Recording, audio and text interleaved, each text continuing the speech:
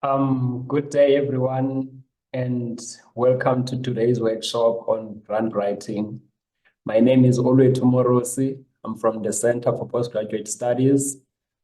Joining us today is Professor Stephen Burton. Professor Stephen Burton is a professor in biochemistry in the Faculty of National and Agricultural Science and the faculty fellow at Future Africa at the University of Pretoria. She is the former Vice Principal for Research and Postgraduate Education at UP. Professor Burton is the interim president of the Academy of Science of South Africa, known as ASAF, immediate past president and a fellow of the Royal Society of South Africa, a research fellow for Universities South Africa, a member of Governing Council of Future Earth and co-chair on the board of the International Academy Partnership. Professor Burton is currently leading and coordinating several national projects on mentoring and capacity development for early career academics.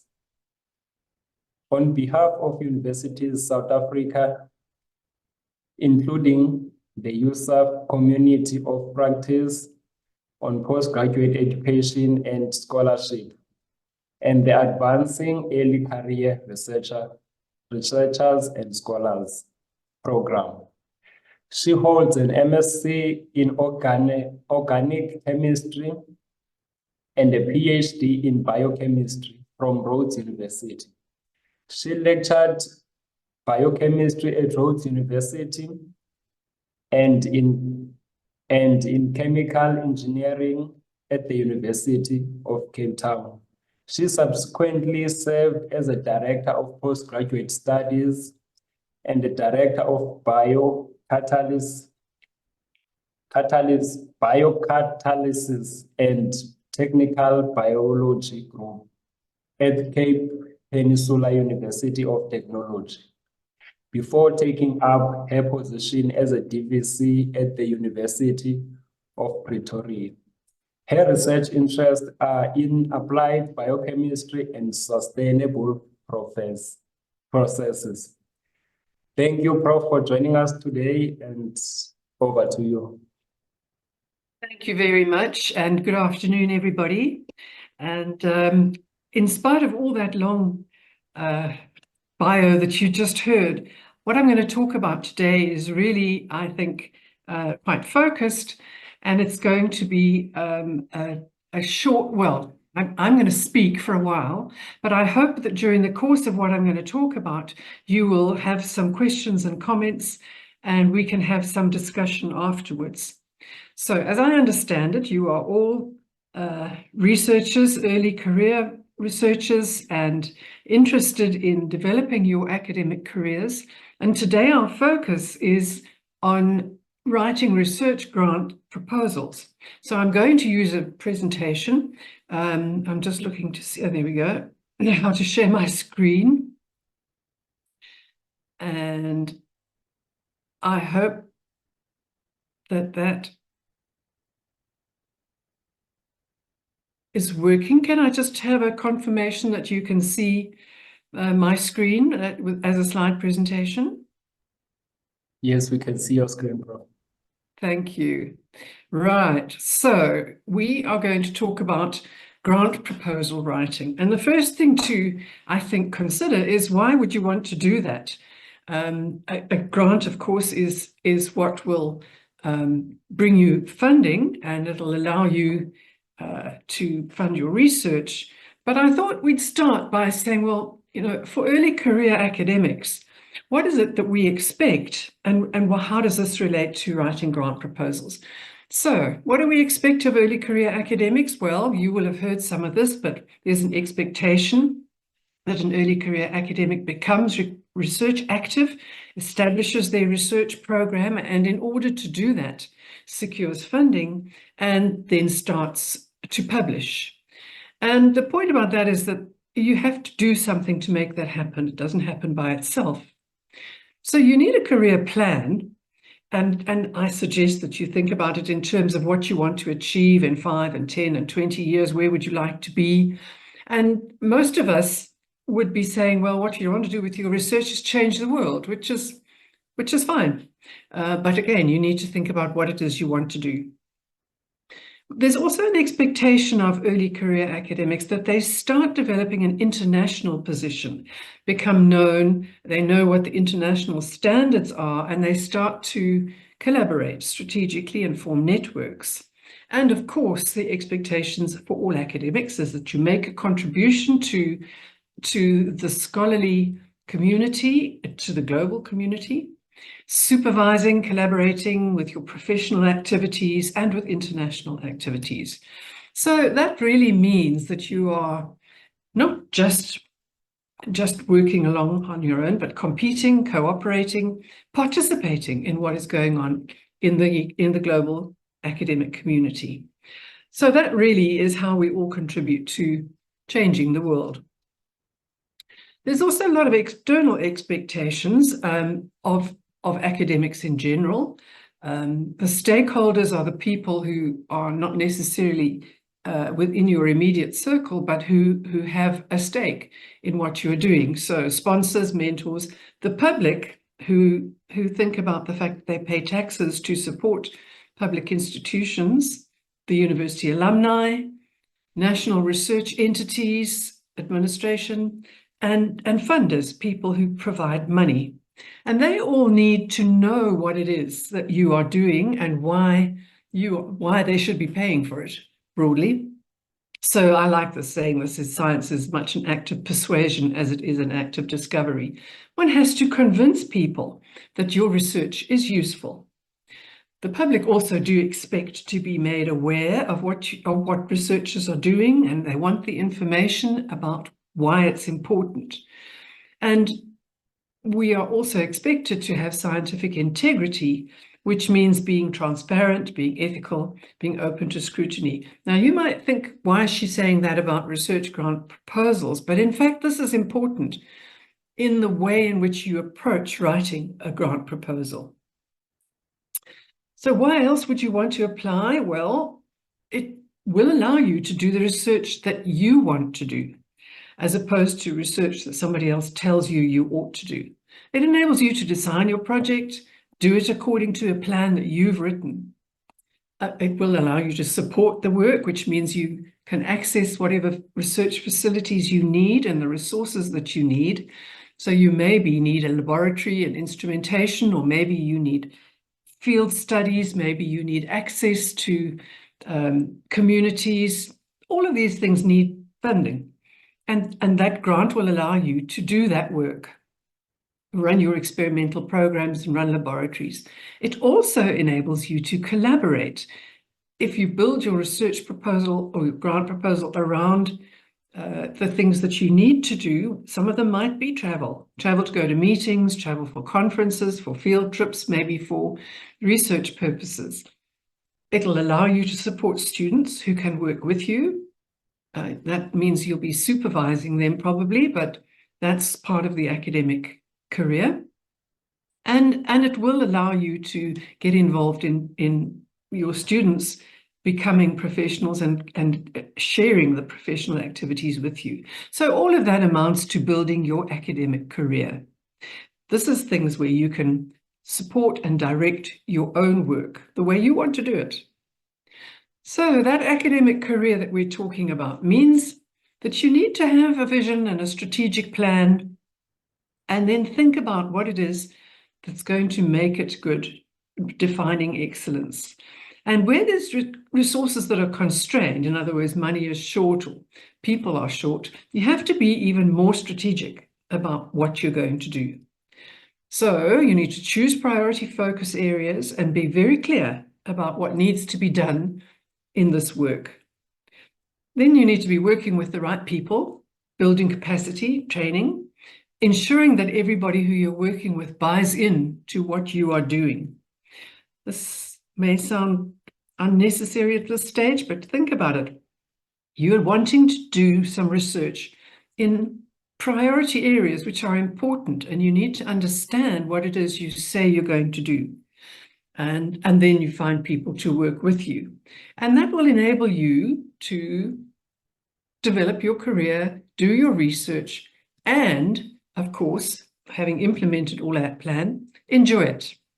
And that's, of course, a part of what you need to remember. You are here to enjoy your career. It's not intended to be all a slog. Okay, so what's going to make for a good proposal? So I asked somebody who I know well, who's a very successful academic, what do you think makes a good proposal? And he said, the first thing is to have a good idea. You need to have a really great idea about the research you want to do. It needs to be ambitious, it needs to be relevant, it needs to be feasible. So I want to say about that, you may have only recently done a career, done a PhD. If your PhD still excites you, that's great, but you're not defined by that. You don't have to do only the work that you did as your PhD. You could change, you could have some new ideas and branch out from that. So you need to dream big. Think, what are the things that you would do that you would like to change the world? And then, of course, be realistic about what you promise. So the good project needs to be doable.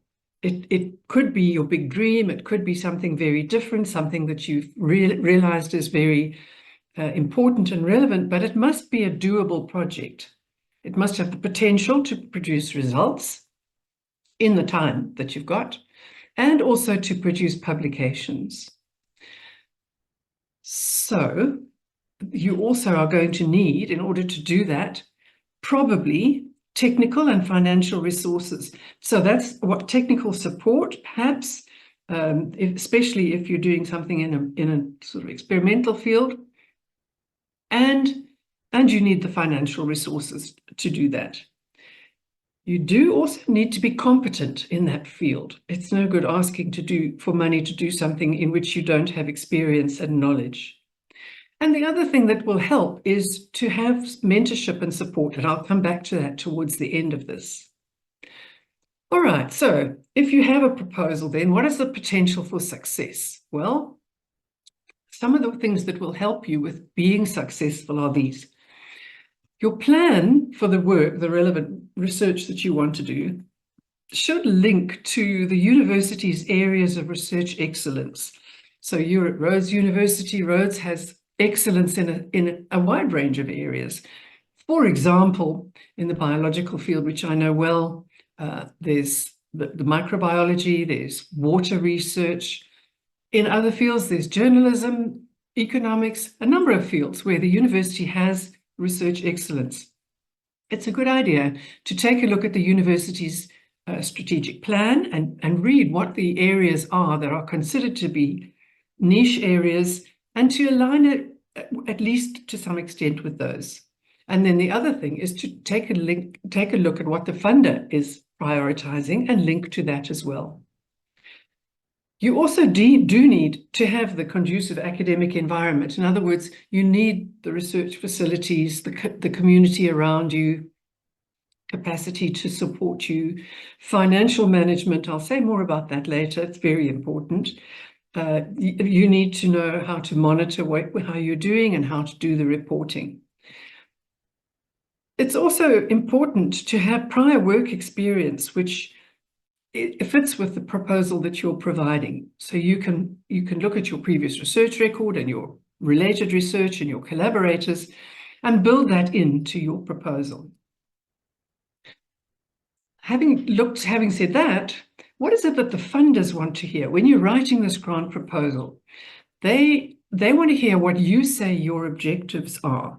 But here's what the funders want. Well, first of all, they want the plan to have relevant objectives right at the front. When you start to talk about this research that you want to do and to write this proposal, your objectives need to be right up there at the front, and they need to be relevant.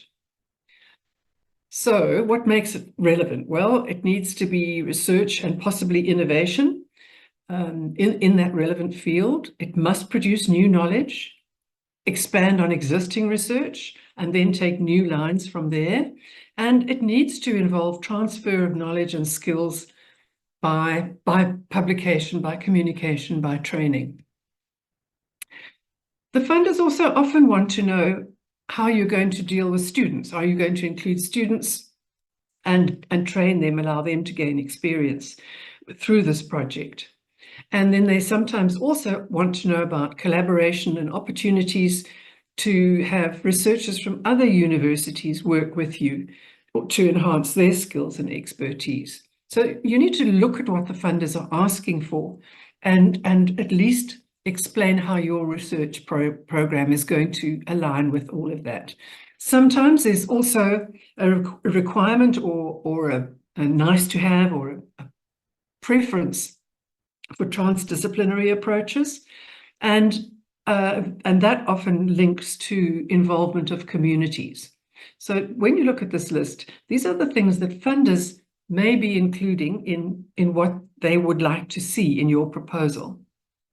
The other things that are important are things like how you're going to collaborate with other academics and researchers, perhaps an emphasis on publications. It does depend on who the funder is that you're applying to. Perhaps a contribution to the South African national plans and national knowledge and capacity. Possibly there will be an expectation that you develop knowledge which will be useful to government, to policymakers, or to business or industry. There may be an option to say that you will be able to provide opportunities for national and international conferences, or you will have and take opportunities to go to national and international conferences. And of course, that will mean that you're showcasing the research by presenting at those conferences. These are many different aspects of what the funders might be looking at. So the very important thing about that is that when you start to write this proposal, read the instructions that the funders have put out there. They will have put out a call, or they will have a website where you can look at what the programs are that they are offering. And it's really critical to read that motivation, read the instructions that they put there, or the call, very carefully, and make sure you understand what they are looking for before you start and before you spend a lot of time working on something which then becomes not relevant to this particular funding agency. Okay, so who are those potential funders that we're talking about? Well, there's many, of course. And what's important about that is to make a match between what you are seeking to do and what you want funding for and what they are seeking to provide funding for.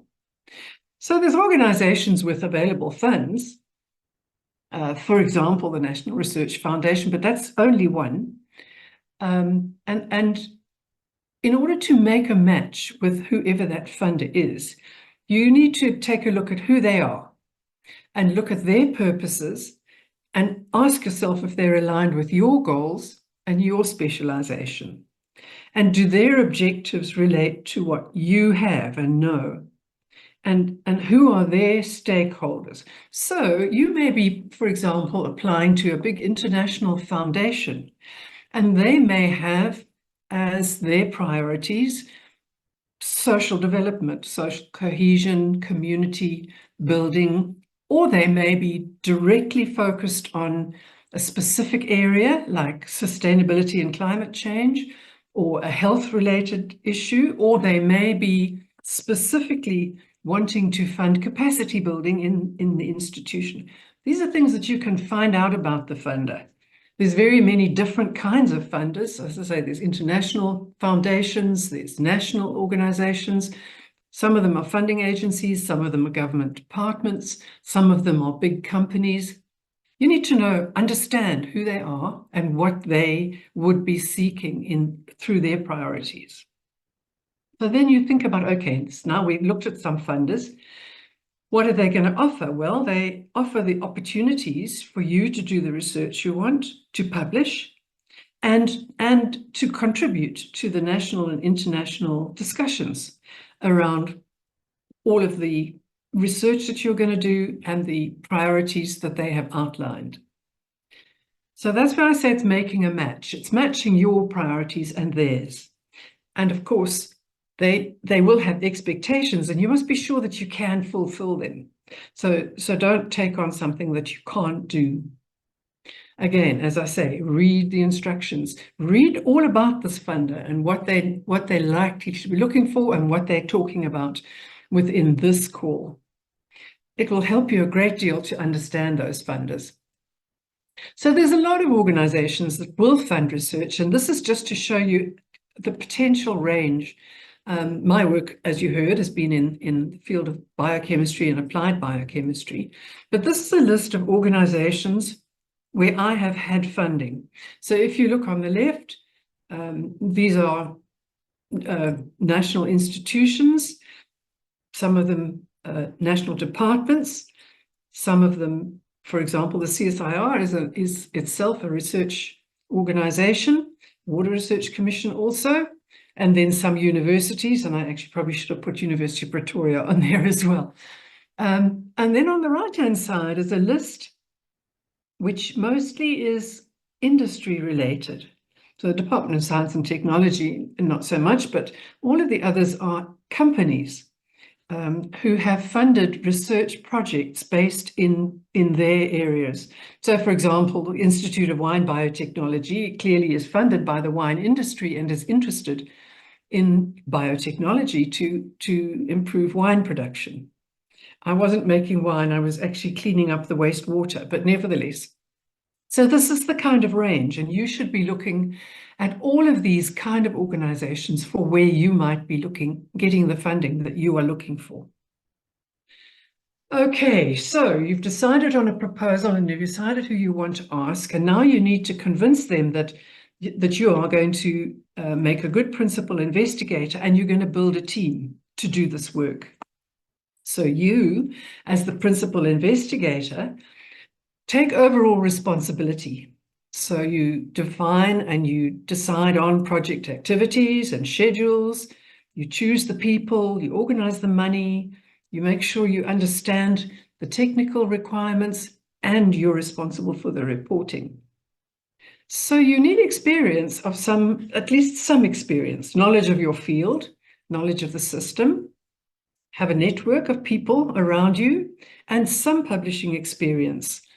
It's unusual for funders to fund somebody who has never published anything, unless it's specific, unless their program is specifically to allow people to start a career. So what else does the principal investigator do? Well, they share the responsibility with the people who are working in the project and the collaborators. So maybe in your institution, maybe in other institutions. And the principal investigator also needs to guide the other researchers who are in the program. That might be postdoctoral fellows, might be students, might be technical staff, might be more junior staff in the department. But these are all the responsibilities of the principal investigator, the person who is ultimately responsible for the project. And then the team members. The team members are the people who are also involved, might be postdoctoral fellows, same people, might be collaborators elsewhere. But their work, their contribution is to collaborate in those same activities and to support the project. So the same thing, activities of the project, personnel, finances, technical, and reporting issues. And as a team member, you are responsible to the principal investigator to make your contribution. They share their experience. That's why they're involved with your project, of course. They share responsibility, and they help with guiding the postdocs, the students, the technical staff. So team members contribute in a very similar way to the principal investigator, but they're not ultimately responsible. So what can you expect of a collaborator or a mentor? Well, a collaboration is somebody who works with you. Right. So everybody is different, and it's very helpful if you can align your personalities and agree on a focus and share enthusiasm and build research around the challenges you have. So collaborating with somebody who has similar mindset and ambitions as you. It's very helpful. And of course, it's useful when I say build your research around challenges and not techniques, it's around what can you do together? What are the big ideas? Not that this person comes with expertise in a particular technique, and so all they do is do that technical work for you. Much easier if you have somebody who you're really sharing this with. And the other thing is that going into any of these research activities feels sometimes quite risky, and it's very useful if you and your collaborators agree on what are the risks and how will you work to solve those. A mentor is a different kind of person. A mentor is somebody who is wise and who can offer you guidance and wisdom, but they're not necessarily going to be involved hands-on in your project. So a mentor can give you guidance and wisdom and know-how sometimes. Sometimes a senior member of the department can mentor you as you take your research project along. And give you links to networks and guide your publications and so on, but they're not necessarily directly involved. And they should and will, I'm sure, provide honest feedback to you on how your proposal is. So as you write your grant proposal, think about this. The collaborators, the people you're going to work with, you need to work with them, agree with them, accept what the challenges and risks are, and all be on the same page with that. If there is somebody who can mentor you, they're the kind of people who can give you their wisdom about the quality of the proposal, about the possibilities, about anything that might be a weakness or something that you've overlooked. So it's a very good idea to have somebody mentoring you as you write a grant proposal, somebody who has experience and who can give you some advice on how to improve your proposal. So do think about finding somebody who can do that for you, even if they're not going to be directly involved in the project. All right, and I want to say a little bit about the project budget, because most of these proposals will give you a template of some sort, spreadsheet, and say, what are your budget requirements? And it's all about planning. It's not about saying how much is the maximum that this funder will give me. It's about saying, what do we want to do and what will it cost? So you have to say, what are the tasks and what is it going to cost to do each of those? And then who's in the team and what do they need? If they're students, maybe they need bursaries. If they're collaborators who are academics as well, they probably also need running costs.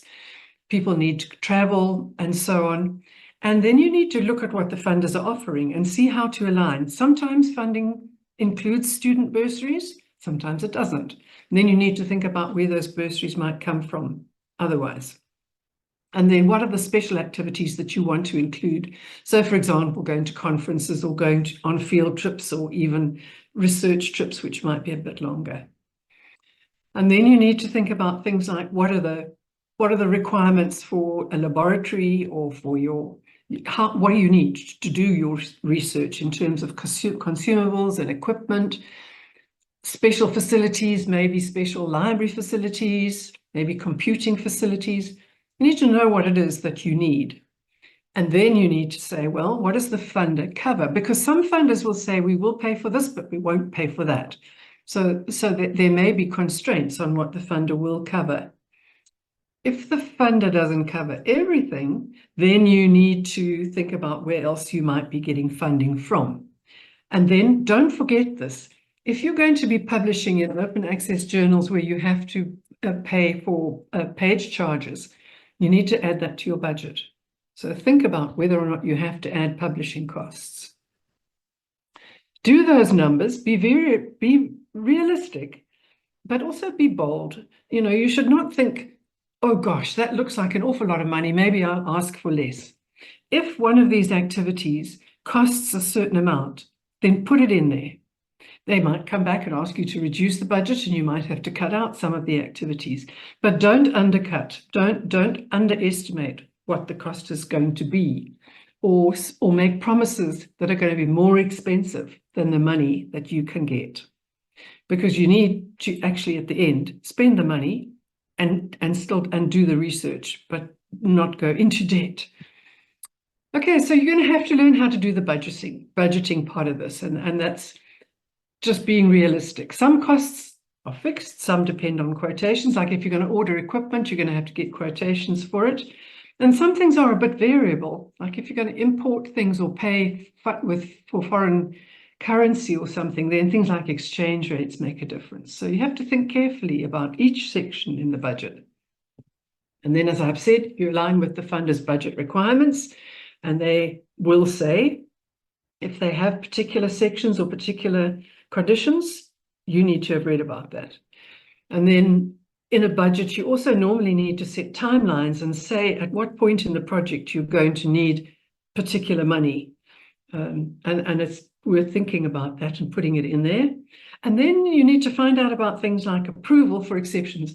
If you have said that a certain amount of your budget is going to be for a specific activity, and then you need to change it, you need to use that money differently, or you need to say, well, actually, we're going to use more, and then we're going to take it from one of the other line items. Sometimes funders only allow you a certain percentage of exceptions, so you can make a 20% difference yourself, but you can't do 25%. You have to get their approval because they will have funded based on the structure of your budget. And then you need to think about that when you put it in there. Are you being accurate? Have you estimated correctly what each of these activities is going to cost? And then you need to also understand about reporting requirements, because most funders require financial reports, and you need to understand what your institution requires in terms of their knowing what it is that you're applying for. And the finance department needs to know about all of that as well. So important to talk to your boss, your head of department, if you're your dean, maybe. If you're already the dean, then maybe you need to talk to the DVC, but you need to make sure that the university knows what it is you are writing about, you are going to apply, and the research office will help you to know about their institutional requirements. You do, of course, then need to manage that budget and stick to what you've said, manage the variations as best you can. Sometimes things do change in the course of the project, and even between the time you write the proposal and the time you start the research. So just bear in mind that you have to manage it as close to what you've said you were going to do as possible. And then you make sure that your reporting is what the funders are asking for. So you, again, know what they want. Okay? And here's the basis. As you're doing this research, you must look after the funding and any equipment that you've bought and the team that you are paying for, because that will all tie in with getting the research done within the budget. Very important to be careful about the use of the funding and to use it for what you said you were going to use it for. I just want to say you will expect also to be giving reports during the process of your research project. So again, find out what the funder requires. How often do they want reports? What do they want in them? How much detail? And then plan to do that. Because sometimes the writing reports requires time and resources, somebody to help, somebody to write. And keep that in mind through the proposal and the project. And just as you're doing your research, reporting should never be done in the last minute. It's no good trying to write a whole 6-month research report on a Sunday night when it's got to be submitted on Monday morning. So it's also part of the planning. And in big projects, planning to write these reports is something you do right at the beginning. But those reports are often useful. They can often be the basis for your research articles as well. Important for all of this then is that as you're doing this, you're going to be generating data, and you need to be thinking right from the start about looking after that data, not losing it, not having it lost in somebody's computer or not saved properly. So, and looking after it in terms of responsibility for confidentiality and so on. So the data that you're going to generate is a very important part of what the research is and what you're going to say to your funder. Okay, very briefly, what's needed in each subsection of the application? You just need to read the instructions. There will be a proposal, a start to it. It's a proposal, and you've got to persuade the funders that they want to support your plan. So then you must think about who's reading it, and you must read what they want, because sometimes you send in this wonderful proposal, and the first person who reads it is a secretary or an administrator or a manager, and they take one look at it and they say, well, this person hasn't answered the questions we were asking, and they just disregard it right there, and then it won't go through for consideration. So you need to think about that. It's a proposal. You've got to persuade them, but you must do it their way. So you'll have a title. That's your big headline. Make your title very clear, very accurate. If you're going to use an acronym, make sure it's a sensible one, but make sure that it says what it is that you are going to do, as clearly and as short as you can make it. There's going to be an abstract, which is usually just a summary, and it's sometimes the only section that people read when they're looking at your proposal, so make it good. And then sometimes a more extended summary, which explains what the research is going to be about, and that might require you to talk about the money as well. There's usually a list of who's going to be the participants in this project. There's then the project narrative, which explains what your big idea is and gives all the details of why it's important, what you're going to do, how you're going to do it. And that's the sort of main part of your proposal.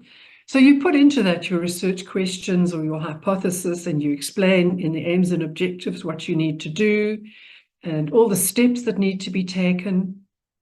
And that all goes into the sort of main body of the proposal. You should also put into that, as I've just said, plans for managing your data, because the data is going to be really important. Then there's ethics, explaining. Sometimes there's a specific section on ethics, and sometimes there's only a short thing that says how you're going to get approval for the ethics involved in all of this, but read what they're asking and explain how your research is going to be ethical, what the processes are, what the time is going to be required for ethical approval, and then answer all these questions, especially if it's transdisciplinary research. Are there people involved, communities, animals, personal information, confidentiality, agreements that might need to be put in place, like agreements with funders or with industrial partners or with other institutions. But important to put all of that into the section on ethics. There's a national ethics framework. I'm not going to go into it, but your university knows there is an ethics process, and you need to align with all of that, especially if there are human participants in your research. And don't forget that the ethical conduct part of this is your responsibility. As a researcher, a lead researcher, you need to know that the researchers are all acting in a responsible academic way, an ethical way, and not abusing their positions, and that the research that they are doing aligns with those principles, the academic principles of honesty and completeness and intelligibility and all of those. So the university can audit all of that, but it's really your responsibility to make sure that you build into your program the ethical conduct of everybody involved. And then don't forget about ethical publishing. When you tell your funder that you're going to be publishing somewhere, make sure that it is not a predatory journal, and that if you're going to publish online, how it's going to work and how the peer review is going to work. Okay, then other things that are going to come into your grant application are going to be an explanation of what the activities are, sometimes with timelines. Usually you have to explain what the different sections of the time are going to be. And then they're going to ask you what are going to be the deliverables or the outputs. So that's going to be maybe publications, maybe data sets, maybe devices, something that can be patented, maybe policy documents. The so-called exploitation is how that research might end up being commercialized. And that, of course, relates to the budget. So that whole thing are all the different subsections in your grant application, and all of them need to be filled out properly. It can be tedious, but you do need to do it.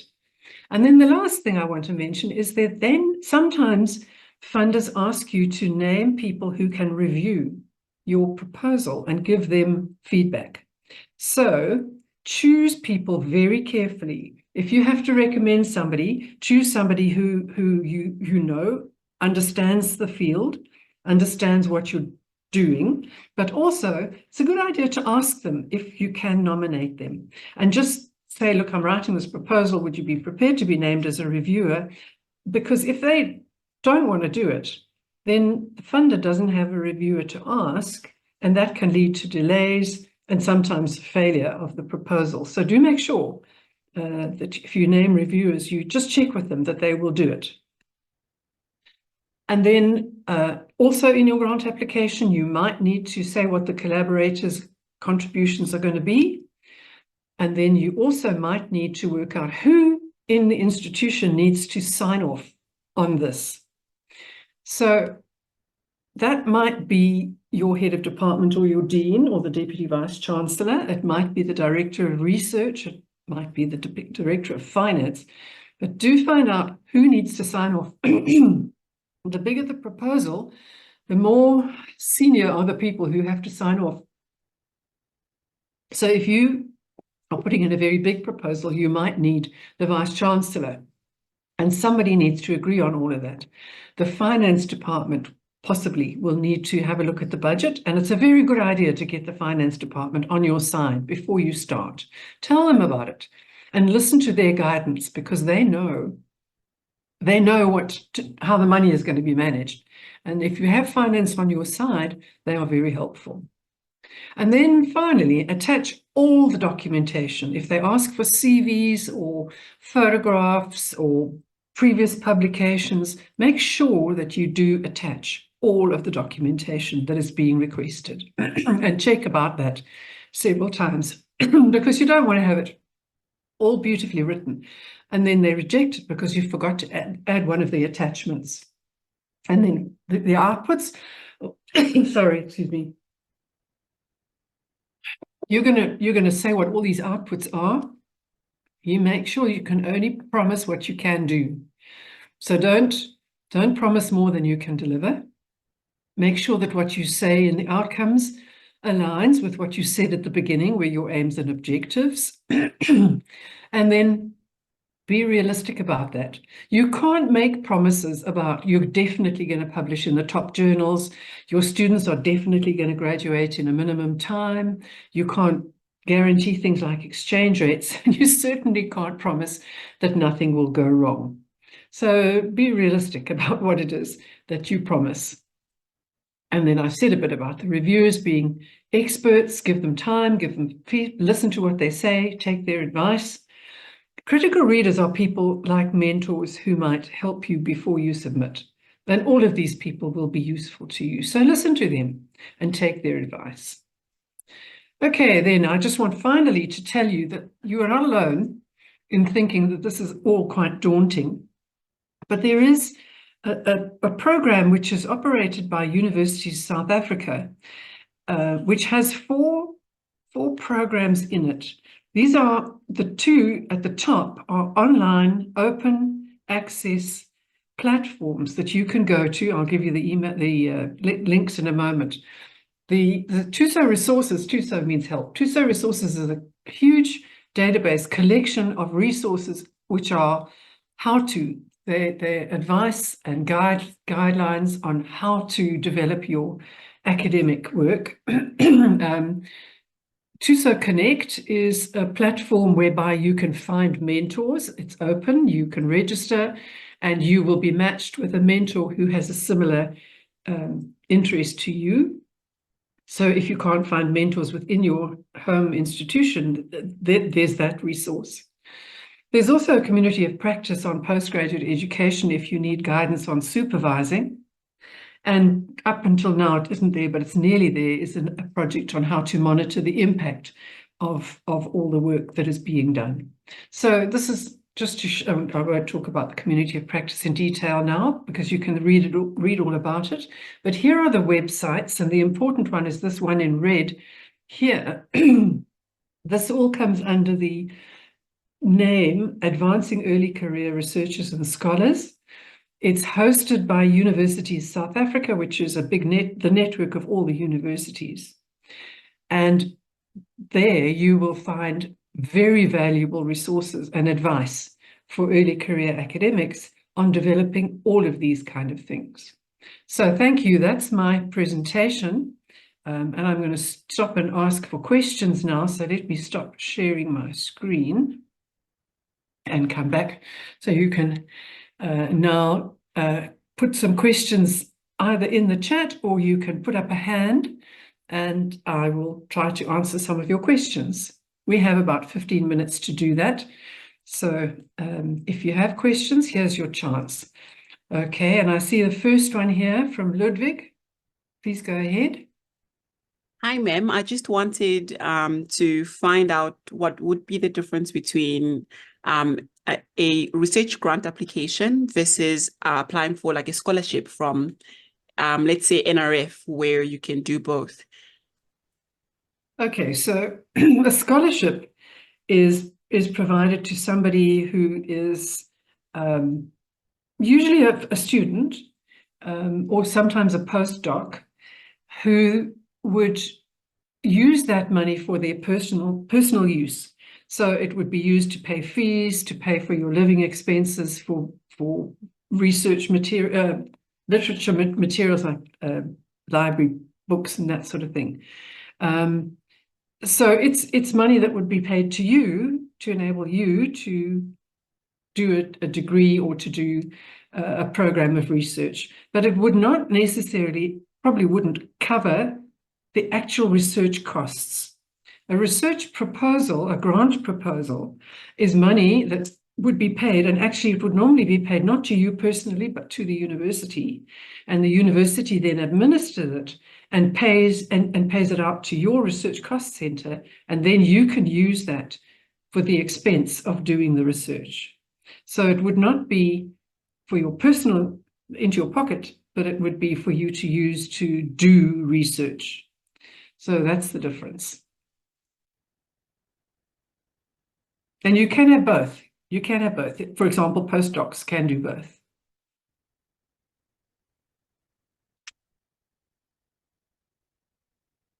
Okay, other questions?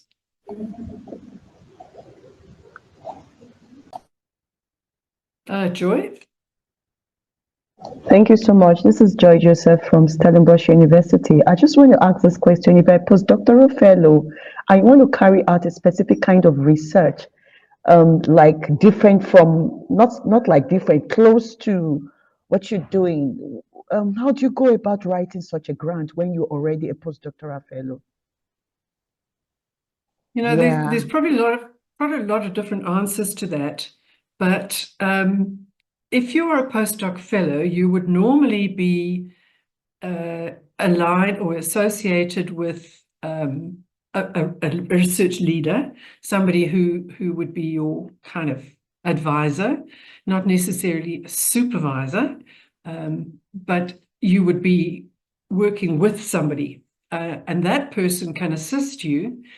If you have only a short-term contract, and postdocs are usually 2 or 3 years, then any project that you propose and any grant that you go for will have to fit into the time of your appointment, if it's you writing it. If you do it in collaboration with an advisor or somebody else in the department who's longer, more permanent, then there's a chance that you can, for example, get your fellowship renewed and so on. But there's conditions in different funding organizations. So the funding organization might say that you need to have a fixed term contract or a permanent appointment before you can apply. And if you're a postdoc, you haven't got a permanent appointment. So you need to read it and see what the conditions are. The National Research Foundation, for example, I think will allow postdocs to propose research within their bounds, and some international organizations also. But otherwise, it's just a good idea to collaborate with somebody who is in a more permanent position, and who can go for the grant for you or with you. All right. Thank you so much.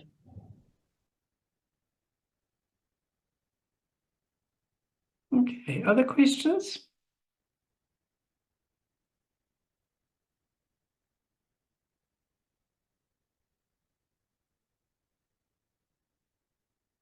No others?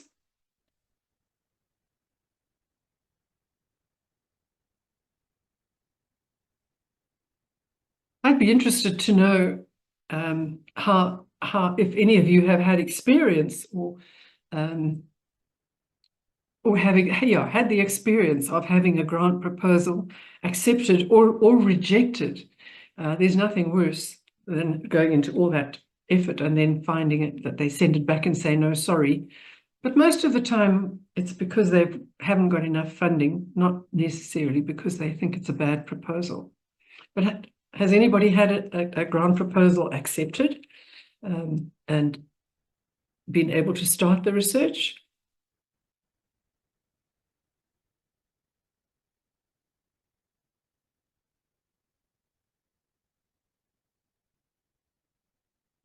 Nobody want to make any comments about their experience of writing grant proposals?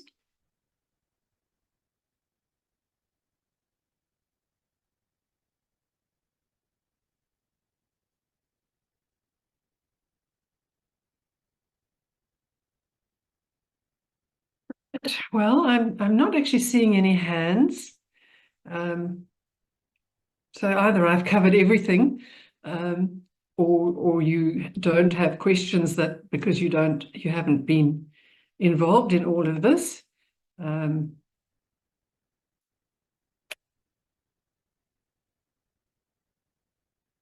I think, yeah, if there are no other questions or comments, we can probably close this. This seminar has been recorded, so you will be able to access it that way. Oh, there is a question here: the best way of finding grants. If you look online, you get scholarship outputs. You need to take a look at research funding organizations, and the National Research Foundation has a database. The university has a database of organizations that you can apply to. And it's a very good idea to stay in contact with the research office because they can often advise you on what is available and when calls come out. And there are a few other databases on the internet that you can look at, but you need to search for research project funding as opposed to scholarships. All right, I see somebody saying they haven't tried yet, but I really do encourage you to give yourselves time, find people who can work with you, mentors, and give it a go as soon as you can. All right.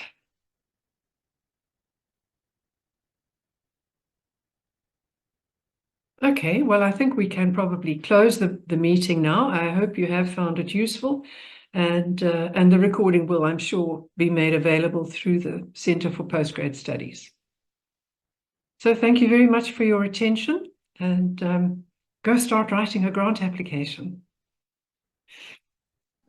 Thank you, Prof. Bye. Thank you, Prof. Thanks a lot. Thank you.